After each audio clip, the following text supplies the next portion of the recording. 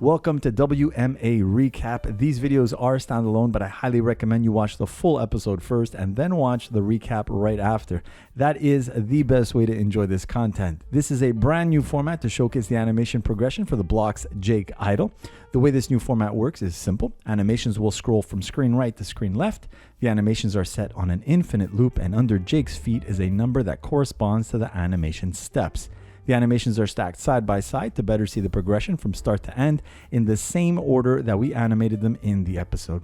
As they pass through the center box, that I also call the focus box, I'll give you more insight on how it was animated. So let us begin with step number 1.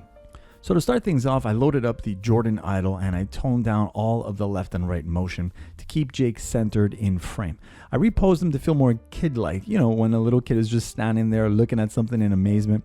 Now, I still didn't know where I was going with this animation at this point, so I just kept rewatching it. Now, keep in mind, I'm animating straight ahead and freestyling this entire shot. So as I'm watching the playback, I'm trying to imagine different scenarios I could take. Now, one of the things that came to mind was that kids are usually off balance, especially at a young age. So I decided to adjust the comm to work in a bounce to get some type of up and down motion that fit well with Jake's size and proportions. Now at the moment, there's still some left and right mixed in with some rotation. And when freestyling an animation, it's just a question of time and rewatching the animation long enough to eventually come up with a good creative idea. I continue to rework the comm, trying to get the height and timing right. Now, in my mind, I know Jake needs to have some type of up and down motion to sell the shot, but it wasn't quite there yet. So I took a break from the comm, went up to the head to make a few adjustments. I removed the left and right tilts because I just didn't feel like Jake would do this type of movement.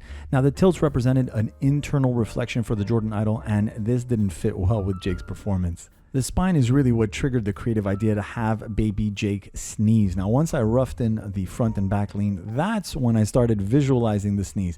I could instantly see Jake come into life in my mind, everything working together, the head, the arms, the torso, the up and down motion. It finally felt like I had a direction I could stick with that felt natural to Jake's character. The lesson here is that ideas can come from literally anything at any time, and in this case, it was the spine lean that just clicked with me. Now that I had a clear idea of where I was going, I decided to start dialing in the arms. I roughed in some poses and readjusted a few F-curves to give me a general sense of what the arms needed to do. I adjusted my arms to the timing of Jake's leaning in and out so that it felt more natural to the whole performance. Next, I went back up to the head to give Jake a little more personality. Now that I had a clear direction on where I was going with this, I added in a few micro rotations to liven up the head. I also timed the head to the spine leans, so when he leans forward and backwards. I also spaced out my keys to give myself the timing needed to insert the sneezing part of the animation, which is also a very good example of the layered method of animating. Instead of doing everything in one pass, I simply layer in the sneezing part separately. It finally felt like it was coming together and I could jump right into the polish pass. So the focus would be to dial in the head and the spine performance. So I continued to make adjustments as needed. I intensified the head shake, complemented by the spine, as you can see. So when he sneezes, it was starting to feel like it was there. Not there yet, but getting close. I continued to make more adjustments on the head, the spine, and I also added in forearms as well. Now, I previously added some basic hand finger animation that I also tightened up just a little bit. I made sure to exaggerate every part of the body to really feel like Jake was sneezing. You have to remember that these rigs have no facial expression, so it's really all about the body mechanics and performance to sell the shot.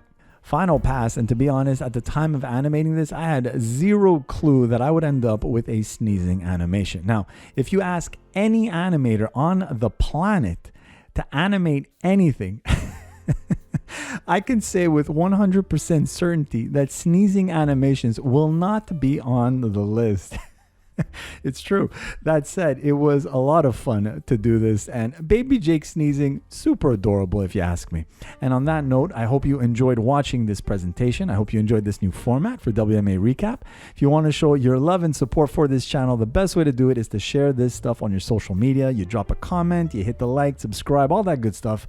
This really helps my videos rank better within the whole YouTube algorithm, and hopefully with your support, we can reach the 20K milestone that I'd love to get get for this year. 20K subs, if we can do it with your support, of course. Lastly, the blocks body mechanic rigs made simple and fun, available for 3ds Max, Maya, and Blender. They are simple to use, easy to customize, and most importantly, super fun to animate. You can check out the link below and get the blocks complete 12 character set now. Thanks again for watching, and I will see you all in the next one.